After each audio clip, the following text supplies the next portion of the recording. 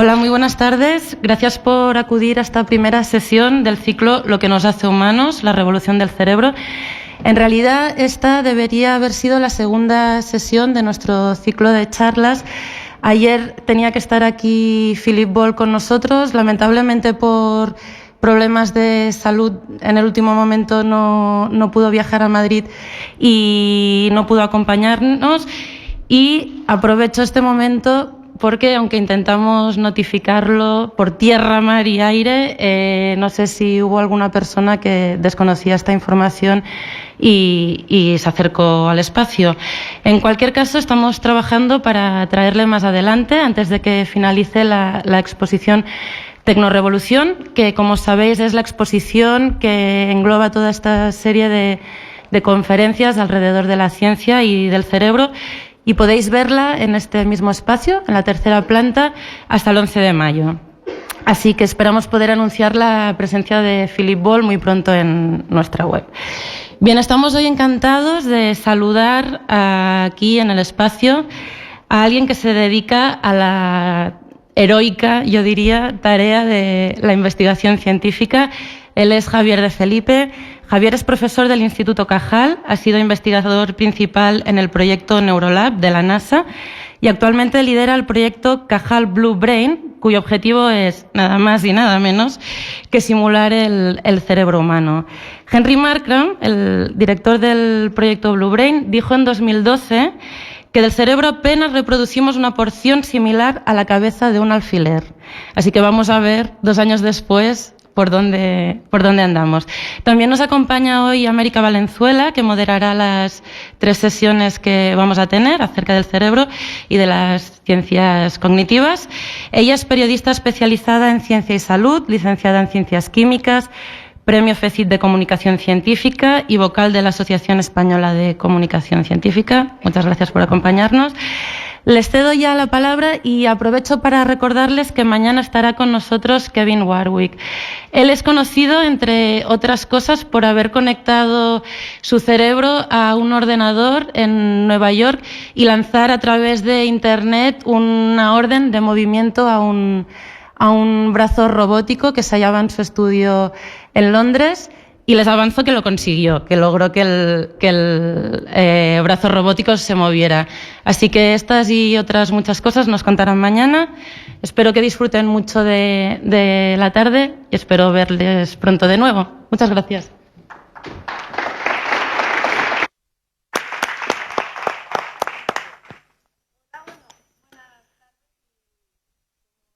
Nuestra compañera María, pues muchas gracias por estar aquí, por venir a esta primera sesión del ciclo de conferencias sobre el cerebro, dentro del ciclo Tecnorevolución, que organiza Fundación Telefónica, claro, con colaboración de la obra social La Caixa. La verdad es que merece mucho la pena estar aquí. No sé si habéis ido a la exposición, si os habéis medido las ondas cerebrales o si habéis movido algún objeto con la mente. Yo estuve el otro día y es francamente divertido, así que os lo recomiendo. Si no habéis ido hoy, antes de venir, pues después, o si no, pues venís el fin de semana, que vale la pena.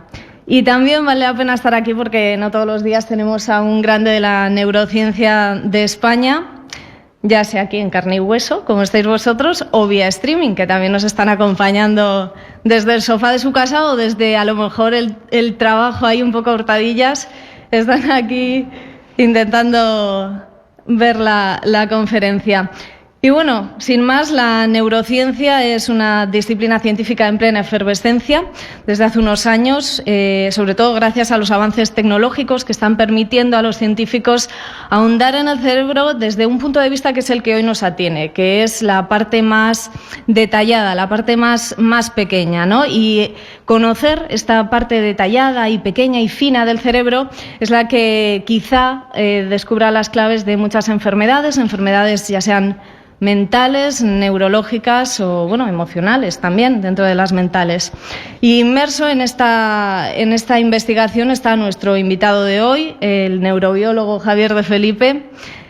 Como comentaba la compañera, es director del proyecto Blue Brain del Instituto Cajal, del Consejo Superior de Investigaciones Científicas, y también es pieza clave de un consorcio internacional llamado Human Brain Project, Proyecto Cerebro Humano, que nos va a contar de qué va todo esto, y también, entre otras muchísimas cosas, ha participado como investigador en el proyecto Neurolab de la NASA, en el que han investigado sobre cómo funciona el cerebro en ingravidez.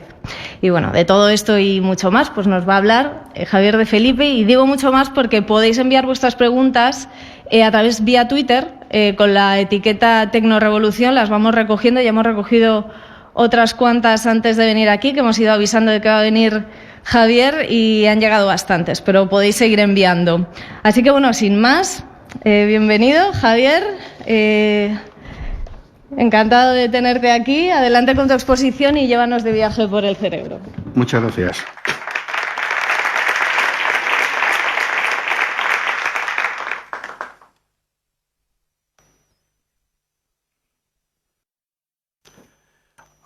Ahora bajamos la luz. Bien. Bueno, buenas tardes. Es para mí un gran placer y un honor participar en este evento.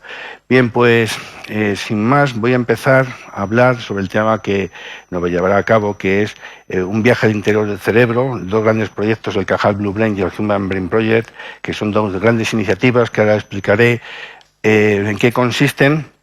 Y veremos a lo largo de la conferencia que hay muchos de los temas de los que voy a hablar van a parecer un poco ciencia ficción, pero son absolutamente basados en ciencia pura y dura, y que no ha llegado todavía a la sociedad, puesto que la ciencia muchas veces tarda mucho tiempo que llegue al público general. Entonces voy a empezar mi conferencia con estas bellas palabras de Cajal, que suelo ponerlas porque me gustan mucho.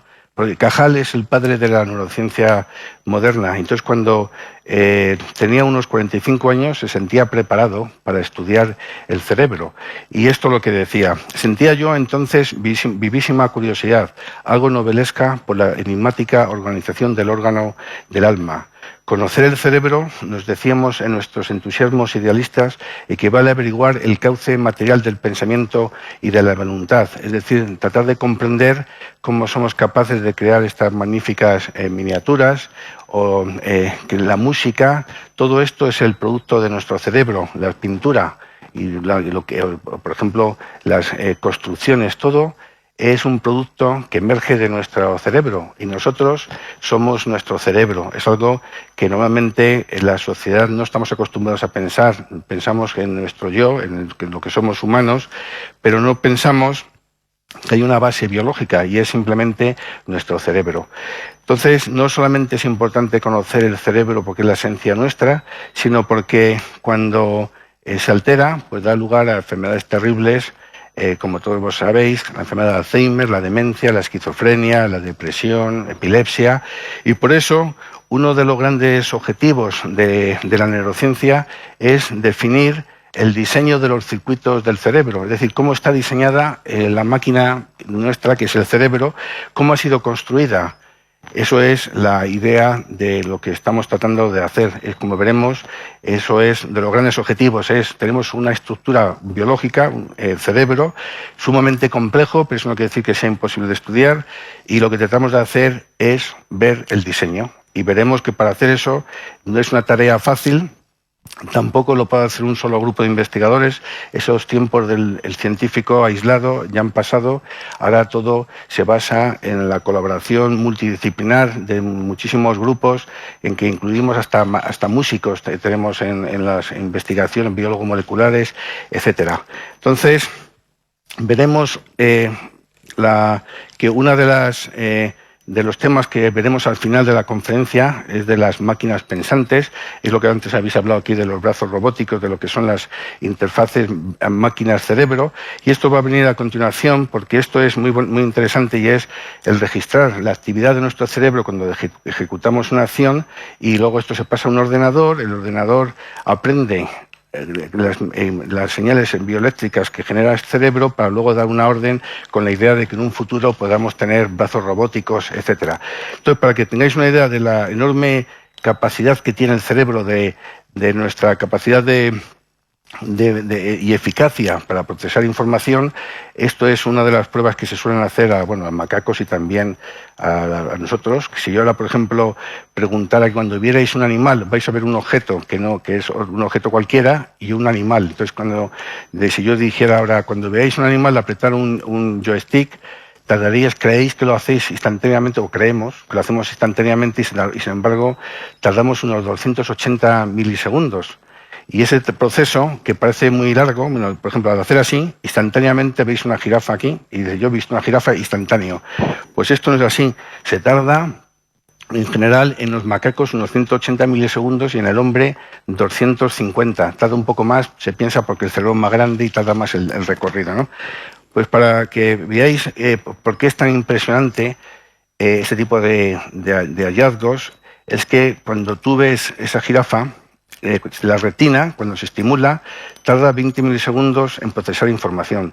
Entonces, de aquí, esa información de la retina pasa al tálamo, que está en el interior del cerebro, y tarda 30 milisegundos. Al final, después va a la corteza visual, empiezas a ver formas, todavía no sabes lo que estás viendo, pasan 60 milisegundos, hasta que no llega a la corteza temporal, en donde se reconocen objetos, y como por ejemplo caras, llega luego a la corteza prefrontal y decides qué vas a hacer. Si sales corriendo, aprietas, por ejemplo, si viene un león. Entonces, cuando viene el león, el cerebro lo está viendo pero no lo reconoce, y tardas más de 60 milisegundos en reaccionar. Y esto es una cosa que a lo largo de la evolución es impresionante, pero sin saber por qué reconocemos formas que son comida versus no comida, o animales versus no animales. Y entonces los que no pudieron hacer eso, pues han desaparecido en la larga evolución. Sería esto: tú ves un león, tienes que salir corriendo. Entonces, para hacer eso, pues esto de aquí, que es impresionante. ¿Por qué nos impresiona? Porque esto hemos tardado 180 milisegundos para tener esa respuesta, pero este viaje en el interior del cerebro supone un viaje tremendamente complicado, porque hay miles de millones de neuronas, de sinapsis, y ahora mismo no existe ninguna máquina que se haya inventado que sea capaz de reconocer formas igual que hacemos nosotros. Aunque parezca también uno de los objetivos, también es tremendo, es tratar de conseguir con un ordenador reconocer caras, de tal forma que si yo pongo una de estas máquinas en un aeropuerto, podría reconocer instantáneamente a todo el mundo que entra y sale. Sería una cámara que diría, este fulano, o sea, sería increíble. Pues todavía eso no se ha conseguido. Entonces, es impresionante, por esto lo que habéis visto al entrar, es porque en tan solo medio milímetro de cerebro, esto es una simulación de un pequeño fragmento donde veis que realmente las neuronas forman como un bosque. Por eso lo solemos llamar bosque neuronal, de una forma metafórica. Cada neurona es como un árbol con sus ramas, que son como las ramas de un árbol, y esto es una simplificación, pero de medio milímetro nada más. Imaginaos todo el cerebro lleno de neuronas, y que esa información va pasando de un sitio a otro, o sea, impresionante, ¿no? Veis aquí las espinas dendríticas, que son unas pequeñas protusiones que la descubrió Cajal, y que, aunque parezca mentira, pues resulta que es el sitio donde se forman la mayor parte de las conexiones del cerebro, excitadoras, y por tanto están relacionadas con los procesos de cognición, de memoria y aprendizaje. La memoria, tenemos memoria que se graba en el cerebro, y se piensa que es en las espinas donde está grabada esa memoria. O sea, hay unas trazas físicas de la memoria. Entonces, claro, eso ya le dicen eso, ya dicen, bueno, esto es muy raro, pero es así. Entonces, veremos que a pesar de esta enorme complejidad, en donde veis que la mayor parte de las neuronas se llaman células piramidales, porque tienen esta forma piramidal, pues a pesar de esta complejidad, disponemos de métodos súper potentes que nos permiten analizar con mucho detalle el cerebro. Y eso es la idea de estos grandes proyectos. A ver, aquí. Bien, entonces se considera que la corteza cerebral está formada por pequeñas unidades funcionales que se llaman las columnas corticales. El mundo externo, que viene del tálamo, de la retina al tálamo, etcétera, llega a las capas medias y a las capas superficiales, y aquí comienzan una serie de conexiones internas que, aunque parezca sorprendente, en el siglo XXI todavía no sabemos ni cuántas neuronas hay ni cómo son las conexiones. Solamente sabemos que hay una organización vertical y otra que es horizontal. Y sabemos más cosas también, claro, pero el hecho es que a pesar de la importancia que tiene el cerebro, nuestra estructura, que todavía estamos tan lejos de conocer hasta estas cosas, ¿no? No sabemos qué nos hace ser distintos de un perro, por ejemplo, en nuestro cerebro, en nuestra corteza cerebral. Entonces, el producto final de esta columna es la información que viene del mundo externo, que es igual para todos la misma especie. O sea, el mundo externo para un perro es distinta a la de un hombre, por supuesto, porque ya la retina ya cambia, es distinta. Pero nosotros, cada especie, esta información que viene del mundo externo es la misma. Y lo que ocurre es que tenemos que interaccionar con la información que tenemos almacenada, y eso somos únicos. No hay un cerebro, no hay dos cerebros iguales, a pesar de que seamos miles de millones de personas a lo largo de la historia. Jamás va a ser posible tener dos cerebros iguales, porque el cerebro, cuando nacemos hasta que somos adultos, las conexiones se forman con una influencia tremenda del medio ambiente. Y como el medio ambiente es individual, pues tenemos conexiones que son distintas. Y por otra parte, tenemos algo que también es muy sorprendente y también que es alucinante, y es que el cerebro constantemente genera información intrínseca inconsciente. No sabemos, o sea, sin darnos cuenta, nuestro cerebro está como dando chispas, como veréis luego, y esa información inconsciente también interfiere con lo que viene del mundo externo y con nuestra memoria, y ese es el producto final. Entonces, claro, entonces el proyecto Cajal Blue Brain es el estudio de la columna, que es la unidad funcional básica, y aquí veis en el superordenador Majerit de la Universidad Politécnica, donde estoy ahora yo, vemos que es este tipo de ordenadores. Lo que tenemos que hacer, lo que estamos haciendo, es recrear esto en un ordenador para poder simular una columna cortical y poder conocer cómo funciona y cómo la podemos manipular, que eso como lo veremos a continuación. Entonces, esto es una cosa... Cuando yo empecé a estudiar con grandes empresas de ordenadores, pues yo no sabía por qué era tan interesante, ¿no? Pues yo soy nada más un anatomista, neurobiólogo, y entonces había un interés enorme. El Blue Gene viene del Deep Blue, que es un superordenador que luego veremos que fue el que compitió con Kasparov para el estudio de unas partidas de ajedrez, torneos de ajedrez, y de ahí viene todo esto. Entonces, claro, ¿qué ocurre? Que nuestro cerebro, a pesar de que consume muchísima energía, un 20%, entre el corazón creo que era y el cerebro, que son los que más consumen, sin embargo, es de 12 vatios a la hora. Es una bombilla de bajo consumo. Entonces, claro, pero sin embargo, un superordenador como el Majerit son 154.000 vatios. Entonces son cientos de miles de euros de energía. Entonces el cerebro es enormemente eficaz, el nuestro. Entonces, claro, entonces no es que sea mucho más potente, que tengamos más conexiones. Un ordenador va a hacer eso muchísimo mejor que nosotros y mucho más potente. Lo que hace nuestro cerebro son trucos informáticos, hace procesos, análisis del mundo, que no sabemos cómo lo hace. Y lo que tenemos que tratar es imitar cuáles son esos trucos. Es como, por ejemplo, cuando tú sumas, sabes sumar, aprendes a sumar, le enseñas a un ordenador y el ordenador lo va a hacer mejor que tú. Pues lo que queremos hacer es eso, imitar funciones que son puramente muy humanas, que aparentemente son humanas y que parece que tenemos un límite que nunca lo vamos a alcanzar, y cada vez vamos borrando ese límite entre el hombre y la máquina, como veremos más tarde. Y eso a veces molesta el decirlo, ¿no? Claro que si eres una máquina, pues soy una máquina. Entonces podremos crear máquinas pensantes, que es lo que veremos a continuación, a lo largo de la conferencia. Entonces, ¿cuáles son los problemas a los que nos enfrentamos? Pues el principal problema es que el cerebro funciona como un todo, y entonces hay cientos de regiones y subregiones del cerebro que se diferencian entre sí por el número total de neuronas, las conexiones, células, etcétera.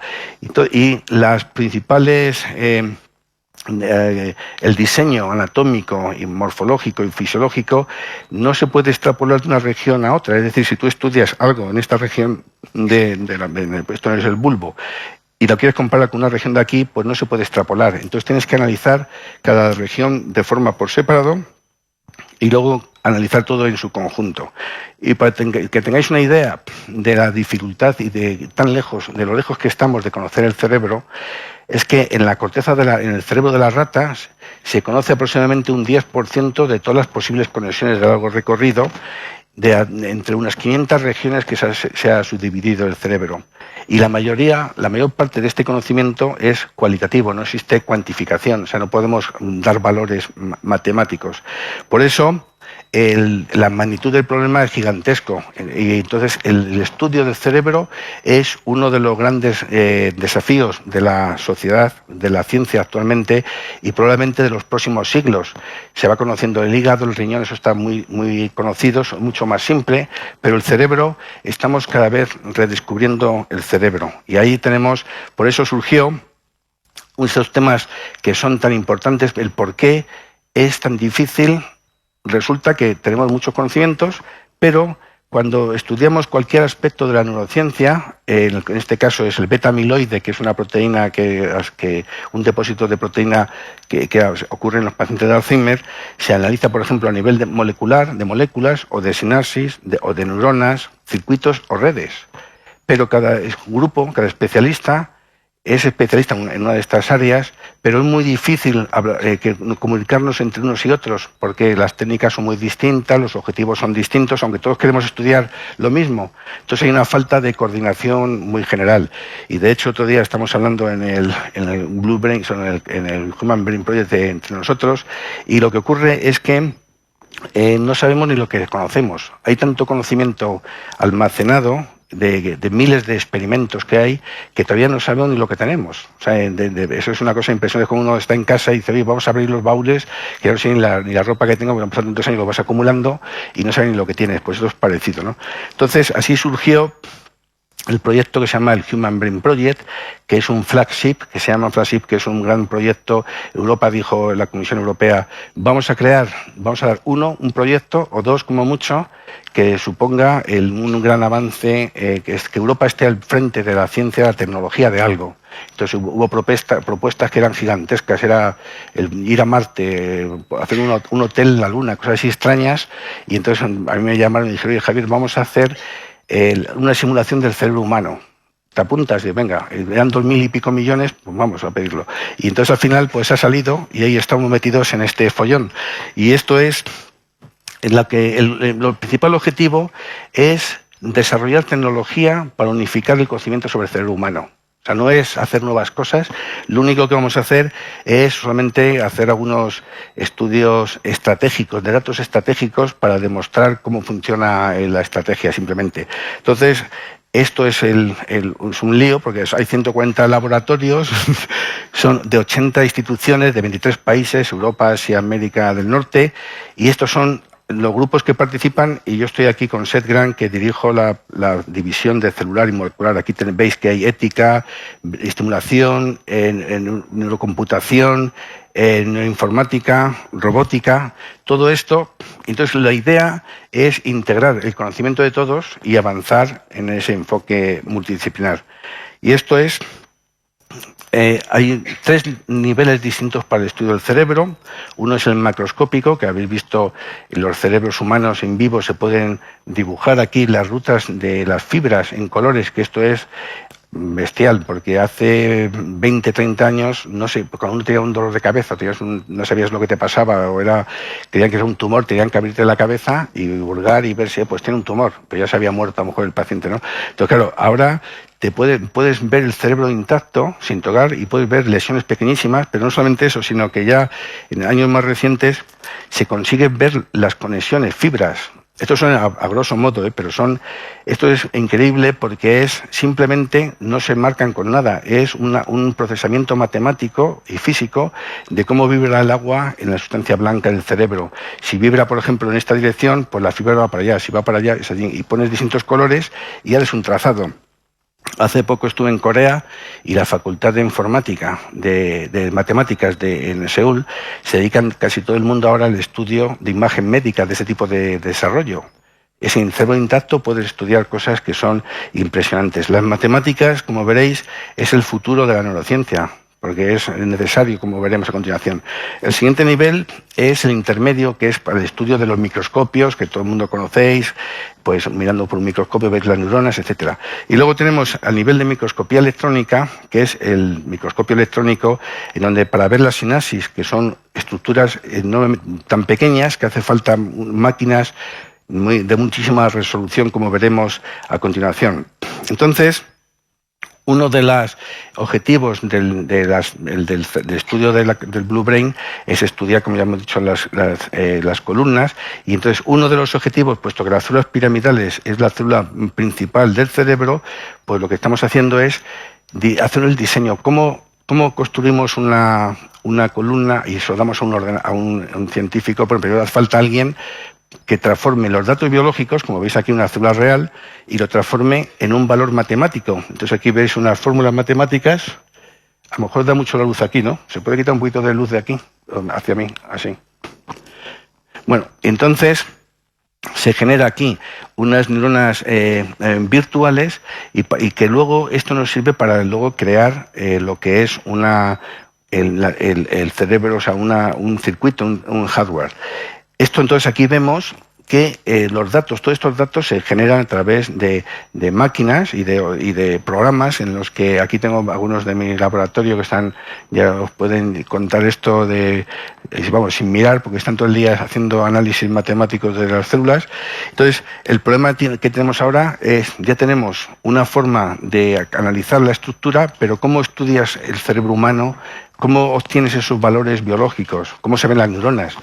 En los tiempos de Cajal se utilizaba el método de Golgi y es inconsistente y por lo tanto no sirve para estudio del cerebro, y eso ha parado el estudio del cerebro durante muchísimos años. Pero en los años recientes hemos desarrollado en nuestro laboratorio sobre todo un sistema que es de inyección intracelular en tejido fijado, y esto consiste en utilizar unas micropipetas que penetran en el interior de las neuronas y que podemos inyectar en distintas capas de tejido que está fijado, es decir, de personas que han fallecido, por ejemplo, en un accidente, autopsias, ¿no? Y aquí vemos esto que es espectacular.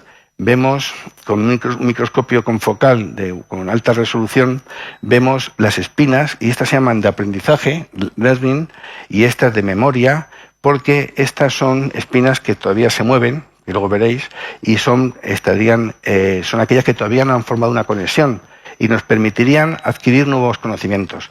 Y estas de memoria, pues son con cabeza grande y son muy estables, y ahí es donde se piensa que está grabada nuestra historia. Claro, cuando uno, por ejemplo, dice, oye, yo me acuerdo cuando tenía 5 años a lo mejor, o 8 años, que hacía cosas, ¿eso dónde está? Eso está flotando en el cerebro, es una sustancia, ¿qué es eso?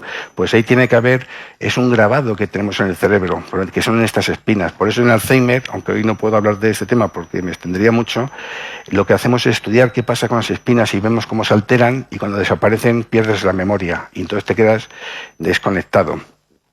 Luego vemos aquí también 5 picoamperios, 3 picoamperios, etcétera, y es que según el volumen de las cabezas, del tamaño de las espinas, genera una corriente sináptica, que entonces podemos simular cuando una de estas espinas se estimula, cuál es la corriente sináptica que genera. Entonces, por eso, ahora, cuando ya tenemos estos métodos de inyección intracelular y vemos las espinas, resulta que una neurona tiene a lo mejor 20.000 espinas, y para hacer esto, si lo hiciéramos a mano, tardaríamos años, y lo que se dispone es de métodos que nos permiten cuantificar, como vemos aquí, de forma automática. Cuando digo esto, en mi laboratorio me regañan porque lo que están haciendo no es tan automático, hay que tocar mucho, aquí están algunos y me lo dirán.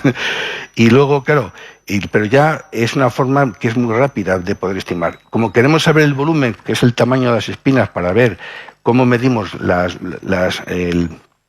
¿cómo se llama esto? Las corrientes que genera, pues tenemos también unas herramientas informáticas que nos permiten calcular, estimar el volumen en 3 dimensiones, porque estas son imágenes que reconstruimos en 3 dimensiones. Entonces aquí ya veis un ejemplo de cómo es el biólogo, el anatomista, que hace una inyección, se recoge con una máquina, un microscopio, y luego mediante un procesamiento matemático se obtienen esos valores. Entonces ahora sabemos que, por ejemplo, como ya hemos dicho, esta es la cabeza de una espina. Esto no es simplemente una protrusión, un bultito que ha salido, sino que tiene una estructura muy compleja, tiene más de 500 moléculas en el interior de las espinas, y sabemos que depende del tamaño, genera unas corrientes u otras. Y así lo que estamos haciendo es generar un mapa de corrientes sinápticas en cada célula piramidal. Como podéis ver aquí, que esto es auténticamente una maravilla. Y esto, ahora mismo, uno de los objetivos del Human Brain Project inicial es crear un ordenador basándonos en una sola neurona, porque una pirámide, estas de aquí, son realmente un pequeño ordenador, pero muy, muy complicado. Porque aquí veis, lo que es interesante es que para que esta célula se active no hace falta que se estimulen todas, sino sabemos que solamente con 2, 3 o como mucho 5 conexiones es suficiente para que esta célula responda. Pero depende de dónde se encuentre, si está aquí la sinapsis está aquí, en una espina o aquí, y luego no es lo mismo si se estimulan 2 o 3 juntas, o 2 juntas aquí y una separada, o si es al mismo tiempo estas y estas. Es decir, existen múltiples combinaciones que no sabemos cómo funciona, y para saber cómo funciona tenemos que generar un ordenador con todas estas características y empezar a que funcione, y empezamos a jugar. Actívate la espina de 18.500 más la 3 y haces miles de combinaciones en un ordenador y aprendes a ver cómo funciona. Y ese va a ser el primer ordenador, que va a ser un ordenador piramidal, que lo llamo así yo, pero y eso estamos ahora trabajando. Entonces, claro, para hacer este tipo de software, de hardware, pues esto hay que diseñarlo, y eso es lo que estamos haciendo. Entonces, no solamente nos vale para estudiar cómo funciona, sino cuál va a ser el efecto de un fármaco, de una droga o de lo que sea, o bien en la enfermedad de Alzheimer o otras enfermedades que sabemos que las espinas cambian. Y en vez de hacer experimentos en animales de experimentación o teóricos, más teóricos, lo que hacemos aquí con este nuevo máquinas va a ser decir, yo voy a bajar el glutamato, subo el GABA, disminuyo el calcio, o miles de experimentos, y veo cómo responde la célula. Y así puedo hacer miles de experimentos posibles, de hecho millones de experimentos, y eso va a suponer un avance extraordinario para la medicina, porque nos va a permitir realizar muchos experimentos en cuestión de poco tiempo. Si ahora vamos a la parte de la microscopía electrónica, para que veáis la complejidad que hay y el avance que hemos tenido. Actualmente, la mayor parte de los laboratorios lo que se utiliza es un microscopio electrónico de transmisión convencional. Para hacer los cortes hace falta un ultramicrotomo, luego con unas pinzas de relojero se recoge unas pinzas, y esto se llama pescar, que vas pescando así. Es una tarea de chinos que tardas en aprender 6 meses o 7, y luego es muy difícil, pero el caso es que nunca se hacen reconstrucciones en 3D porque es muy complicado. Y aquí veis un ejemplo de lo complejo que es el cerebro. En 1 milímetro cúbico de tejido, que es la cabeza de un alfiler, hay 27.000 neuronas y 1.000 millones de sinapsis. Eso lo tengo yo en mi despacho, el alfiler puesto en esto y cuando viene alguien siempre hablamos de la complejidad, y ya todo el mundo estamos hablando de la complejidad, y todo el mundo, sí, qué complejo, pero no lo ves. Pero si tú ves un alfiler y dices, mira, aquí hay 1.000 millones de sinapsis y 27.000 neuronas, y me acuerdo que siempre lo digo eso, que unos matemáticos que estamos reunidos me dice, eso sí que no lo entiendo. Y digo, pues eso es lo que hay que entender. O sea, ¿cómo puede meter tanta información en un sitio tan pequeño? ¿Sabes? Eso es el cerebro de complejo. Entonces, para reconstruir un milímetro nada más, haría falta 1.400 millones de secciones, 70 millones de rejillas. No hay en el mundo nada de esto. Entonces, por eso ni se intenta, no se estudia el cerebro a nivel de ultraestructura, de sinapsis, a nivel en 3D. Solamente se toman muestras, una imagen aquí y otra allá. Eso es lo que se hace hasta ahora. Por eso, los científicos siempre somos muy escépticos de que algún día llegaremos a conocer el cerebro, porque es tan difícil y tan...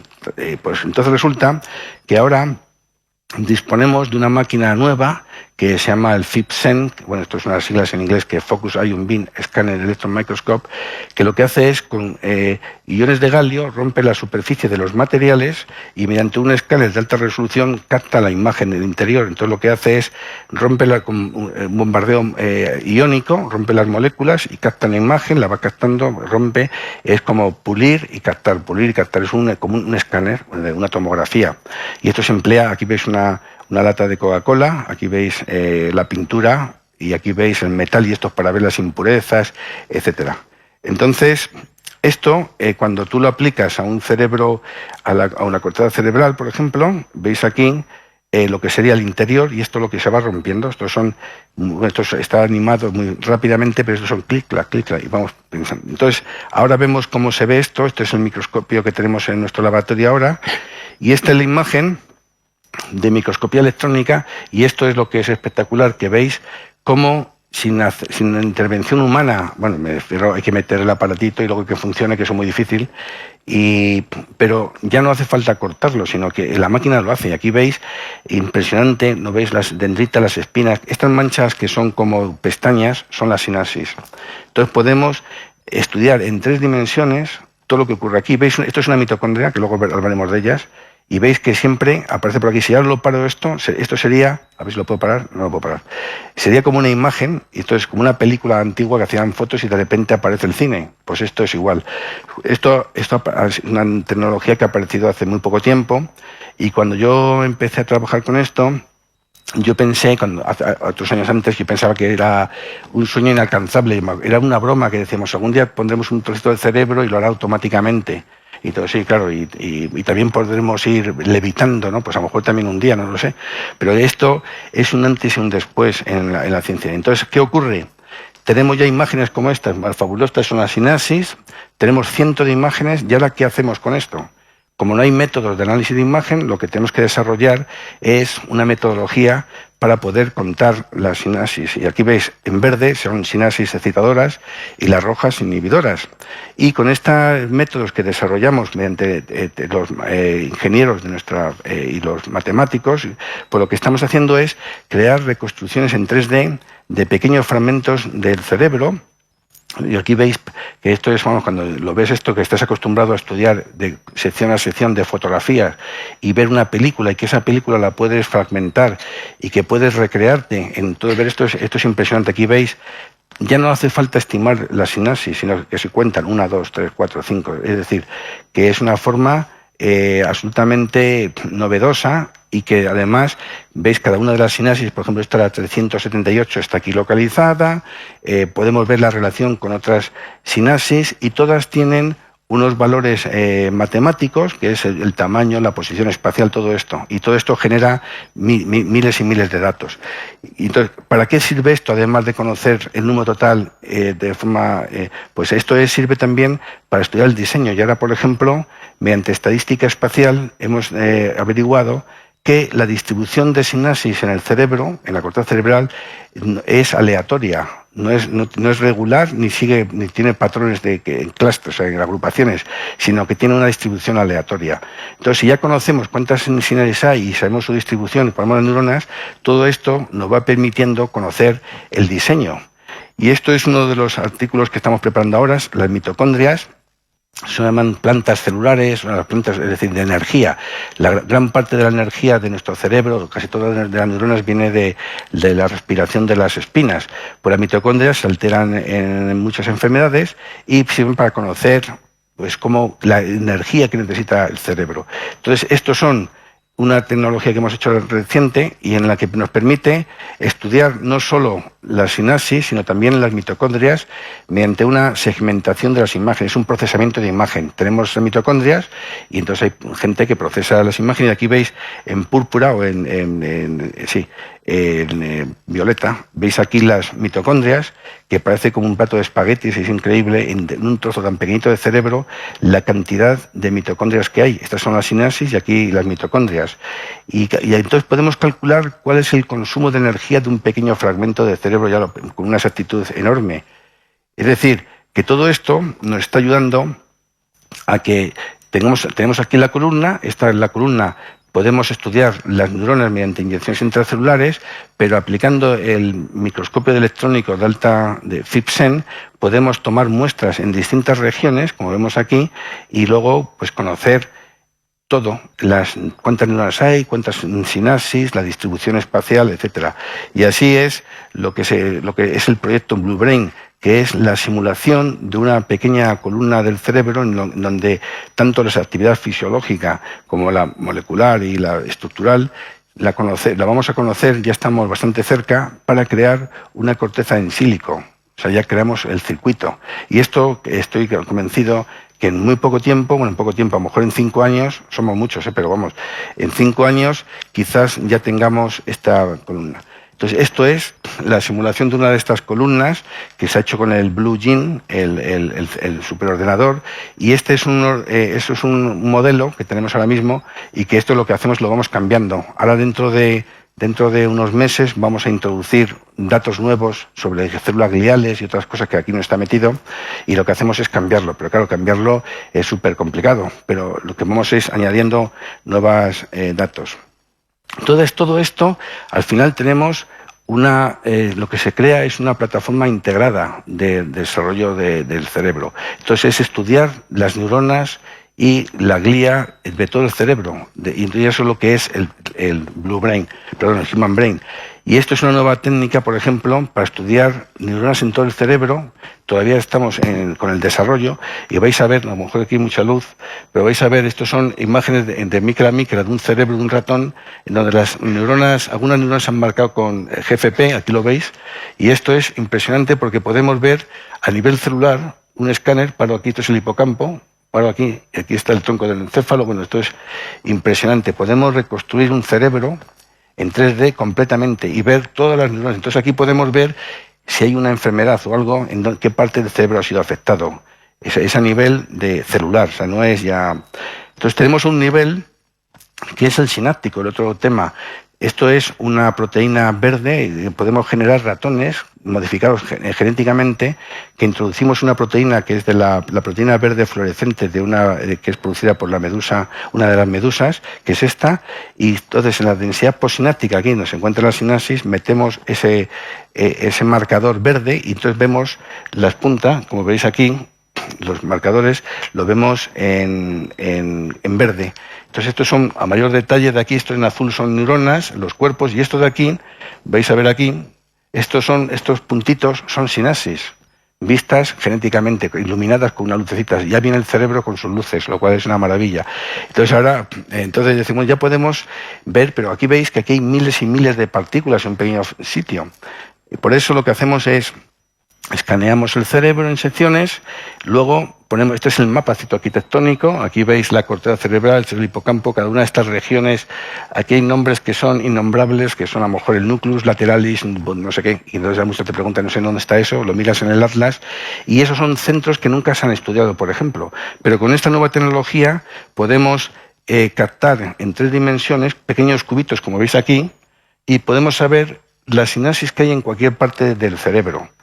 Para un solo hemisferio, 2 micras nada más, utilizamos 204.000 imágenes, a 4 megas cada una. Imaginaros cómo es esto. O sea, entonces, claro, el informático dice, yo esto no lo puedo manejar. Entonces dice, pues haz algo para que lo podamos manejar. Entonces tienen que trabajar con muchas imágenes y hacer procesamiento de imagen.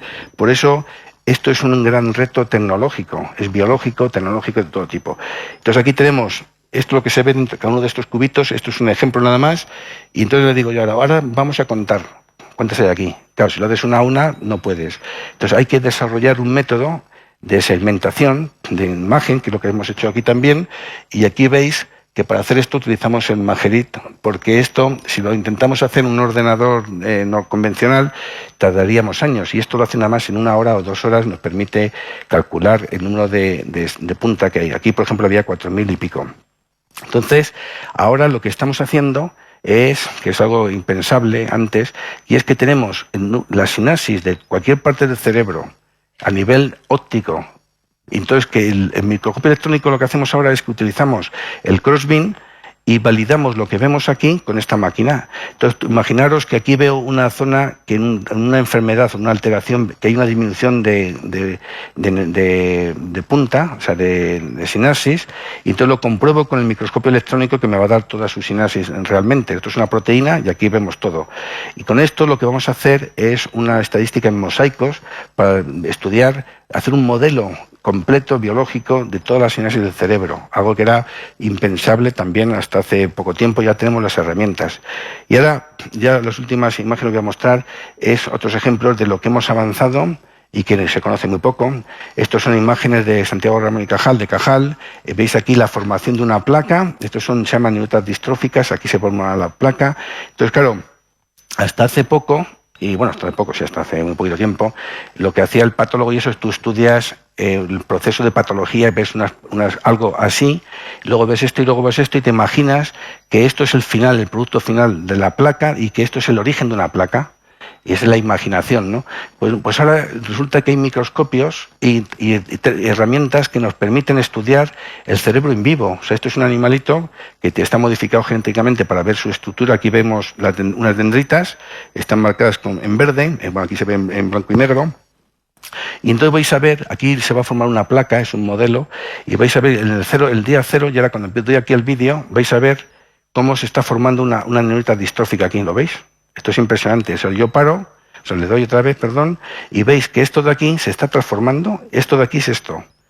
Entonces, esto es algo espectacular. Es el 15 días, 16. Podemos ver el proceso degenerativo del cerebro en vivo. Yo si tengo un fármaco que pretende parar ese proceso, lo puedo probar aquí directamente. Eso es el gran avance. Luego os enseño ahora esto, y eso también parece que es increíble, que es cuando uno habla de que si el cerebro es estático o no es estático, ya sabemos que no es estático, que es dinámico, pero cuando lo ves, mejor, porque aquí, por ejemplo, ves una dendrita que está en verde, estas son las espinas, veréis cómo se mueven también, y esto en amarillo es microglía, que es un tipo de células gliales que en nuestro cerebro están por ahí como si fueran pececillos en el agua, como veis aquí. Ay, no, perdón, esto no es. Ahí está. Pues veis aquí la microglía, cómo rodea aquí. En algunos casos, pues veis aquí que toca incluso las espinas y posiblemente lo que está haciendo es desconectando en algunos puntos en algún momento. Y esto está ocurriendo en minutos. Entonces el cerebro es una estructura súper dinámica, se está moviendo, hay células que se mueven, todo esto es, bueno, pero veis aquí algunas que son muy estables, es la cabeza, lo veis por aquí, y aquí a lo mejor veis, mira, esta por ejemplo se encoge un poquito, pero son bastante estables. Hay algunas que desaparecen, pero bueno, esto es para que veáis que durante años y años, en los tiempos de Cajal se hablaba que si el cerebro era estático o no estático. Hay miles de artículos, años y años de estudio, que se mueve, que no se mueve, y de repente en un día, de la noche a la mañana, se te ocurre hacer esa técnica, lo miras y ya está. En un minuto ya sabemos que las cosas se mueven. Entonces ya ha cambiado todo. Y ahora, bueno, esto es otra cosa impresionante, que es la actividad del cerebro de una larva, del zebrafish. Aquí veis, esto veis aquí, ahora lo voy a poner aquí, y veis. Este es el cerebro, esta es la médula espinal, y veis aquí la actividad de células, de grupos, un 80% de las células se ven. Y ahora veis cómo la actividad espontánea, mirad qué increíble, cómo se mueve, lo estáis visualizando con canales de calcio. Ya vais a ver aquí de repente como una especie de chispazo. O sea, no sabemos para qué sirve esto todavía, pero la cosa es muy bonita, ¿no? Hombre, también hay que entretenerse un poco, pero lo que estáis viendo aquí es la actividad del cerebro de una larva. O sea, esto del cerebro humano estamos lejos, pero ya estamos viendo la actividad de múltiples neuronas en el cerebro, de cómo el cerebro, cómo el sistema nervioso está funcionando. Aquí veis cómo esta es información de la médula espinal, cómo va fluyendo la información, y estáis en unas zonas que se activan más que otras. De repente, pues unas entran, y hay una especie de chispazo por aquí. ¿No? Bueno, y entonces, ya para acabar, voy a hablar para dejar como en pensamiento, o sea, irnos a casa, en vez de llevándose un mensaje, pues llevándose una pregunta, ¿no? Y esto es que a lo largo de los años pues hemos inventado máquinas que siempre parecían que nunca, que estaban limitadas al hombre nada más. Entonces, esto está relacionado con los tiempos de Descartes, cuando se pensaba, dice, ¿podría formular una máquina el célebre principio de Descartes de ¿pienso luego existo? Esto es una gran pregunta. Entonces, ya desde los tiempos de Descartes, como yo digo. Entonces, claro, Alan Turing, que es uno de los padres de la neurociencia cognitiva, de computación, y uno de los padres también de la informática moderna, dijo en su famoso artículo sobre el cerebro, sobre la maquinaria, y dice, Computing Machinery and Intelligence, decía, propongo considerar la siguiente cuestión. ¿Pueden pensar las máquinas? Es de suponer que con el tiempo las máquinas podrán competir con los seres humanos en todos los campos puramente intelectuales. Pero ¿por dónde empezar? Incluso esto es una decisión difícil. Muchas personas creen que lo mejor sería comenzar con una actividad muy abstracta, como el juego del ajedrez. Entonces pensaba que una máquina jamás podría ganar a un gran maestro del ajedrez, y así surgió este gran reto que era el Deep Blue, que es el origen del Blue Brain, de Blue Gene, y luego el Blue Brain. O sea, todo estaba metido desde Descartes, estamos con esto. Entonces aquí vemos a Kasparov jugando con la máquina de Deep Blue, y lo curioso es que en el primer torneo, en 1996, Kasparov ganó a la máquina por 4-2, perdió un par de partidas, pero al final ganó el torneo. Entonces la gente muy contenta, porque claro, es imposible, que la máquina es una máquina. Pero entonces los informáticos de IBM hicieron una nueva versión y un año más tarde volvieron a jugar y perdió Kasparov, perdió 3-1, 3,5 a 2,5. Entonces que esto fue una gran revolución, porque entonces significaba la victoria de la máquina sobre el cerebro humano. Y muchos empezaron a pensar, es decir, es Deep Blue, una máquina pensante. Entonces, ¿significa esta victoria el comienzo de la superioridad de las máquinas y la pérdida del control sobre las máquinas que construimos? ¿Por qué la idea de inteligencia artificial provoca una reacción emocional negativa en muchos filósofos y neurocientíficos? Yo a veces hablo de estas cosas y hay gente que se enfada muchísimo. Dicen, ¿dónde está la frontera que delimita el terreno humano y el de la máquina? Y ya por último decir que puesto que cada vez son menores las limitaciones para estudiar el cerebro, como estáis viendo, aparecen técnicas que del día de la mañana, o sea, de la noche a la mañana, de repente pensamos que era imposible y van saliendo, y cada vez estamos mejor organizados. Los grupos de científicos estamos organizados. Entonces, ¿por qué no vamos a ser capaces de generar una máquina computarizada basada en un modo realista, real, del cerebro? Y que pueda ser una simulación a nivel anatómico, fisiológico y de un circuito. Esa es la gran pregunta. Entonces ahí eso es lo que tendré, un pensamiento, si llegaremos a un día y por qué no vamos a llegar a eso. Esa es la gran. Nosotros somos optimistas y creo que sí. Muchas gracias. Eso. Bueno, acompáñame para allá. Perdón, Siéntate conmigo. Sí, vamos a hacer un turno de preguntas. Nos has dejado a todos anonadados, sobre todo con tantas visuales tan alucinantes y con las que no estamos familiarizados al público en general. Bueno, para empezar, yo te quería preguntar, me ha dejado muy impactada. ¿Tenéis músicos en vuestro equipo? Sí. ¿Qué hacen? Bueno, una de las cosas que estamos haciendo es para estudiar el diseño de cómo son las espinas, de cómo están diseñadas, transformamos los valores matemáticos en notas musicales. Entonces hemos publicado ya un artículo en el que, gracias a esto, os puedo poner si queréis la música luego, pues oyes una música que es preciosa, porque oyes pum, pum, pum, pum. Entonces, dependiendo de cómo, entonces eso nos sirve de una forma exploratoria. Por ejemplo, cuando yo oigo una música, me mandan una música, oigo pipi, pum. O sea, entonces digo, ¿cómo es esto? O sea, suena armónico, nuestro cerebro... Claro, entonces lo que estamos oyendo, por suena ejemplo... bien. Sí, a veces suena como ritmos, o sea, una tendrita, ¿eh? Y entonces, claro, el que no lo ves, porque no lo visualizas, sí lo puedes escuchar. Y eso nos sirve para que luego los matemáticos sepan, o sea, estudien por qué es eso. Entonces es muy difícil, claro, pero la idea es escucharlo. Entonces, si lo escuchas una neurona de un paciente de Alzheimer, o sea, de uno normal y otro no, se oye unos silencios enormes, igual que la música, el silencio. En el enfermo se oyen silencios. Sí, porque faltan espinas, entonces no hay sinapsis. Y eso te indica que faltan conexiones. Entonces, simplemente con escucharlo, ya te vas dando cuenta que tiene una alteración. Entonces hay más, pero a veces las espinas grandes están juntas y suenan como, ponemos como trompetas con la gran cuando estoy pipi, pues lo pasáis bien. Muy bien, sí. En cuanto al superordenador, has dicho que una neurona es un ordenador. Sí, bueno, se podría comparar un ordenador por la complejidad de procesamiento que tiene. O sea, y si yo sé que tenemos 100.000 millones de neuronas, ¿no? Tiene nuestro cerebro. Más o menos. Entonces, cuando hagáis un ordenador, o sea, un cerebro virtual, aquello que va a ocupar un edificio entero lleno de ordenadores. Bueno, hace poco, me acuerdo yo en el Cajal había un matemático que me acuerdo yo que antes se trabajaba con ordenadores de 20K, me parece, o 50K, fíjate, 50K, estamos ahora con gigas y todo eso. Entonces, lo que se almacenaba en 1 giga, pues se ocupaba una habitación de 40 metros cuadrados.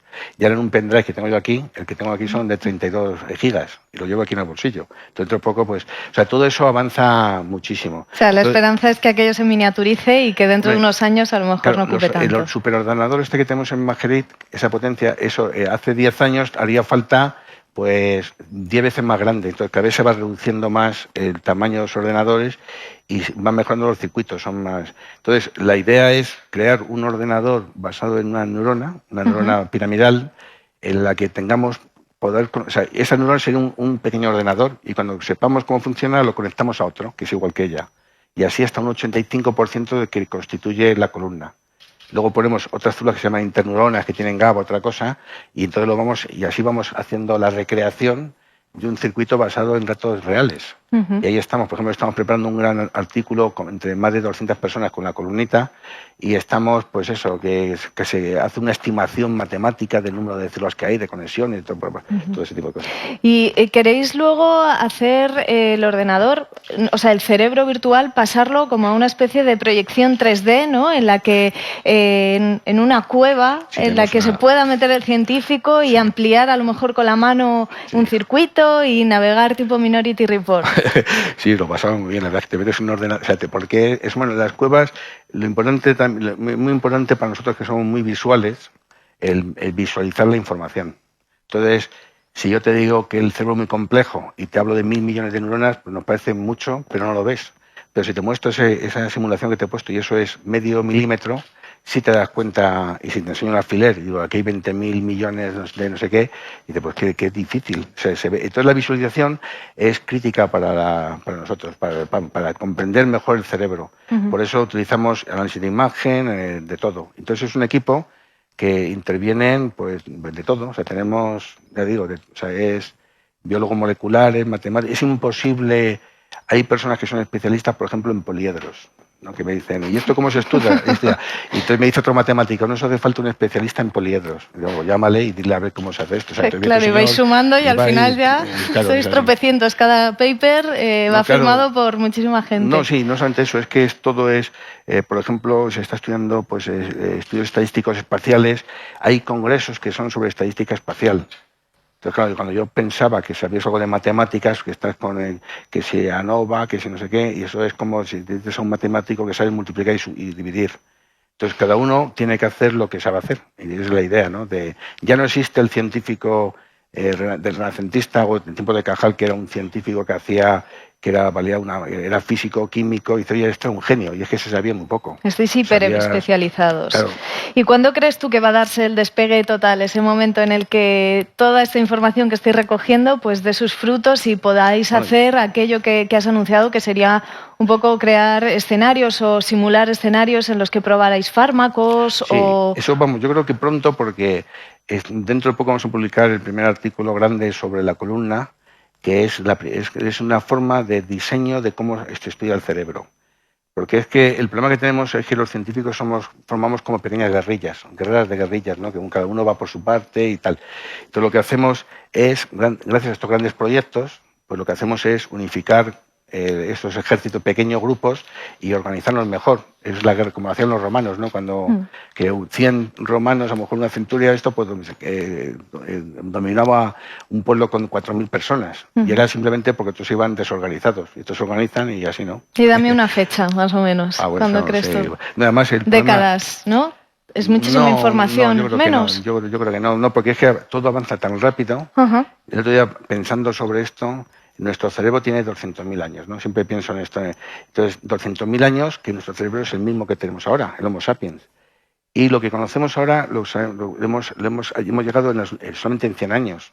Hay unas diapositivas que hablo sobre el origen de la mente y todo eso, y si te lo muestro es impresionante porque el arte hace 40.000 años nada más, la escritura hace 4.000, pero es que de los tiempos romanos hasta ahora era muy poquito, se avanza un poquito a poquito y ahora es exponencial. Cada vez vamos más rápido, sí. Por eso digo que uno de los temas... Estamos en plena tecnorrevolución, ¿no? Claro, estamos totalmente... pero lo que es muy interesante y extraño y además curioso es que no sabemos lo que tenemos dentro de nuestra casa, o sea, de la ciencia. Entonces, uno de los grandes objetivos del Human Brain, algún lío de proyectos, es el ver si podemos federar todo eso y recoger esa información y sacar un conocimiento. O sea, es que ahora mismo no sabemos ni lo que tenemos. Eso es un tema que es, aunque parezca sorprendente. En función de eso se podrá luego extraer conclusiones de ahí. Claro. Antes de pasar a preguntas que hemos recogido por Twitter, que nos han enviado los internautas con la etiqueta Tecnorrevolución, te quería preguntar tú cómo decidiste hacerte neurocientífico. ¿Cuál fue esa chispa?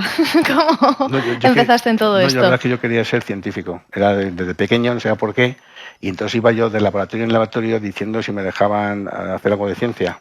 pasé por botánica, no sé qué, y llegué una vez al Instituto Cajal, que luego me quedé toda mi vida, y le dije que si me podían dejar ahí. Es que yo tenía los estudios que yo había hecho, era una nota muy baja, y no me daban para beca y nada, entonces no me cogí a ningún lado. Entonces al final me metí a estudiar el cerebro de casualidad, entonces me gusté y me quedé atrapado, porque lo bueno del cerebro es que cuando uno empieza a estudiar el cerebro te atrapa. Eso es lo que pasa, ¿no? Que cuando tú empiezas a estudiar el cerebro y te das cuenta que es tu esencia y todo eso, pues te quedas enganchado. No, desde luego engancha, nosotros nos has dejado enganchados. Yo ya me he quedado enganchado para siempre. Bueno, te voy a transmitir algunas de las preguntas que nos han llegado. Una tiene que ver con una peli que se ha estrenado hace poco, la peli Her. Nos pregunta Ray Robledo, desde Twitter, ¿podremos crear un sistema operativo que sienta y se comporte como un humano? Claro, por eso es lo que estaba preguntando de las máquinas pensantes. Entonces, si pensamos libremente, o sea, sin tener problemas de ningún tipo, si el cerebro es una máquina biológica, es una estructura que está formada por neuronas, neurotransmisores, conexiones, etcétera. Si tú conoces exactamente todo cómo está formada esa máquina, ¿por qué no vas a poder reproducir algo igual? Esa es la contestación. Ahora, que eso luego tengan sentimientos es otro tema, que claro, eso es como la película de 2001, Una odisea del espacio. Sí. Pero es que nosotros somos máquinas también. En el fondo claro, somos máquinas, bueno, claro. Es que somos máquinas. Sí. O si no, a no ser que creamos otra cosa, que entonces ya no estudiaría yo el cerebro, porque ya para qué estudio yo algo si ya hay algo mágico que no se puede explicar, ¿sabes? A mí me pagan para descubrir cosas. Dice, esto no lo estudio porque ya está. Vale, yendo un paso más allá, nos pregunta Ana Pérez, Ana Permar en Twitter, ¿podremos subir información de la red a nuestro cerebro en un futuro? De la red de Internet, descargárnosla en el cerebro, a lo mejor con algún dispositivo que nos implantemos o algo así. Bueno, eso lo estamos haciendo constantemente, yo creo, porque tú ves información, la lees y la grabas en tu cerebro. Lo estamos haciendo de forma biológica. No hace falta, ¿para qué vas a hacer eso si ya lo hacemos? Es verdad, tienes razón. Sí, sí. Claro. Que a veces o sea, cuando tú tocas la guitarra, por ejemplo... Nos liamos. Claro, tú tocas la guitarra y ese circuito lo creas tú en tu cerebro. Y lo estás haciendo, y a través de... estás aprendiendo, ¿no? Y nos dicen desde FECIT Ciencia, compañeros de la Fundación Española de Ciencia y Tecnología, ¿cómo definirías la relación entre el Cajal Blue Brain y el Human Brain Project? ¿Sois competencia sana? ¿Sois colaboración? No, sí, somos los mismos, ¿eh? Somos los mismos. Sí, lo que pasa es que el Cajal Blue Brain éramos menos y ahora somos muchos más. Entonces yo llevo los dos proyectos, estamos en los dos. Uno es la columna cortical y el otro es el cerebro completo y también desarrollo de robótica, de medicina, que no lo hacemos en el Blue Brain. Son distintos. Nos pregunta Adrián Albedro desde Facebook, ¿cuánta energía consume el cerebro? Que eso lo has respondido ya, un 20% de nuestro organismo. Que es muchísimo, pero que son 12 vatios, de una bombilla de estas de baja consumo, pues nuestro cerebro.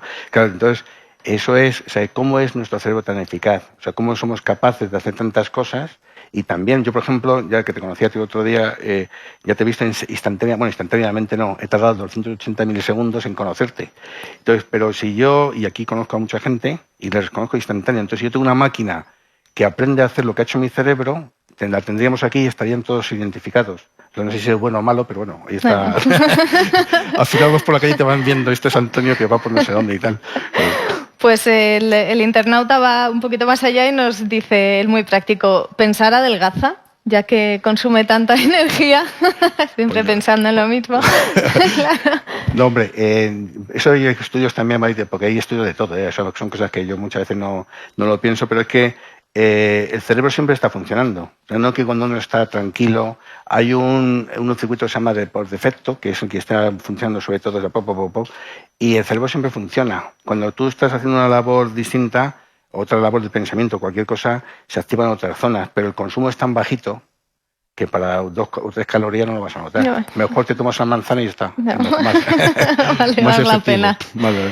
Marina Limiñana, madre mía, dice, si descansa el cerebro, ¿qué es lo que hace que unas personas estén continuamente produciendo pensamientos e ideas y otras ni se planteen razonamientos considerados los más básicos? Ahí con un poco de inquina. Sí. No, pero hay una cosa, eso es una cosa muy, muy importante porque resulta que, no me da tiempo a hablar de estas cosas, pero hay una cosa muy bonita y es pensar que nuestro cerebro es igual cuando nacemos que cuando tenemos 50 años, 60 años, 80 años. Entonces, desde que nacemos, y todo el mundo que tiene un niño lo ha visto, eso parece que es un milagro. De repente el niño no habla, no sé qué, no tiene pensamiento abstracto, empieza a hacer algunas palabrillas, luego empieza a hablar y luego se pone a escribir un libro. Y es el mismo cerebro. Nosotros hemos sido así también. Entonces, todo eso, no sé qué era la pregunta, ya me he ido... Espérate, que yo ya... sí, que si el cerebro descansa, que me decías que no. Y que es lo que hace que algunas personas estén constantemente pensando, teniendo ideas, sin parar de razonar, y en cambio hay otras personas que, que no piensan mucho. Lo que pasa es que hay personas, por ejemplo, yo conozco gente que al no activarse las zonas del cerebro que están relacionadas con pensamientos más abstractos y otro tipo de pensamientos, pues tienen su mente a otro lado. Entonces, a lo mejor yo he visto a gente que no comprometerme con ello, ¿no? Pero el dejar de estudiar, o sea, por ejemplo, ¿qué significa cuando tú lees un libro? Pues cuando tú lees un libro dices, un viaje por los mares del sol. Yo ya empiezo a pensar el mar, no sé qué, entonces activo muchísimas regiones de mi cerebro y eso es una maravilla. Una televisión, lo que te hace una película, te lleva, no te da tiempo a pensar. Entonces, el pensamiento, la escritura, todo eso es un ejercicio mental. Gimnasia, Cajal lo hablaba de gimnasia cerebral. Entonces hay personas que no meditan. O sea, es como muy zopencos. Cuando tú hablas con una persona y te dicen, no, si no me vas a convencer, es mejor no hablar, porque ¿por qué vas a estar hablando así? Porque el hablar es para intercambio de opinión. O sea, nunca puedes pensar que siempre tienes razón, ¿no? O sea, tú dices una cosa y te dicen otra, pues bueno, no pasa nada. No hay que enfadarse ni nada de eso, ¿no? Y una de las últimas preguntas, ¿cómo se explica que podamos saber qué le pasa a otra persona sin hablar? ¿Decodifica el cerebro el lenguaje no verbal aprendido por uno mismo o hay algo más que hace como de radar, como los murciélagos? Que eso es la teoría de la mente. Es nosotros lo que estamos constantemente tratando de ver, de comprender lo que hace la otra persona. Por eso también es en la evolución. Tú ves a un individuo que viene hacia ti y estás pensando si viene en plan amigable o te va a atacar. Entonces, lo que haces es una teoría de lo que va a hacer esa persona. Eso es lo que... Entonces, eso es una cosa espectacular, igual que los animales les pasa igual. Tú ves a dos perros se acercan, se miran así, entonces miran... Es verdad.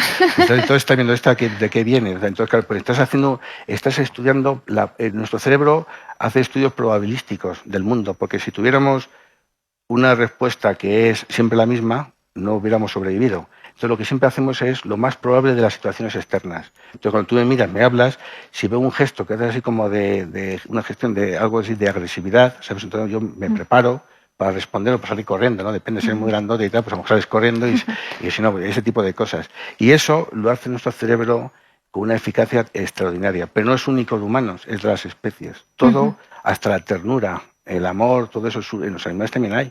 No somos únicos. Y para terminar, yo creo que nos des consejos para mantener nuestro cerebro en forma. ¿Qué tenemos que hacer? Hombre, yo lo que siempre digo que el cerebro es un órgano que hay que ejercitar. Por ejemplo, yo antes no me gustaba la música clásica y ahora me encanta disfrutar de la lectura, de todo lo que... Entonces, el cerebro, hay unas zonas de recompensa, que eso ocurre cuando tú tomas una droga, que se estimulan y por eso te enganchas, porque tienes un placer mental. Entonces, resulta que esas mismas zonas se activan de forma natural, mediante, por ejemplo, cuando tú aprendes la música, miles de cosas. Entonces, al final, pues podemos ser más felices aprendiendo a estimular esas zonas del cerebro que producen estímulos, ¿no? Entonces, aprender a utilizar la música, la pintura, el arte, todo eso es maravilloso. O sea, culturizarse, ¿no? Nos mantiene en forma el cerebro y nos engancha, además, que liberamos hormonas que nos causan adicción.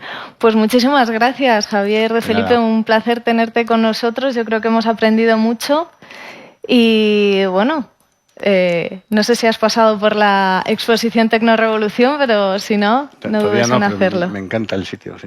Muchas gracias. Un aplauso para Javier. Gracias.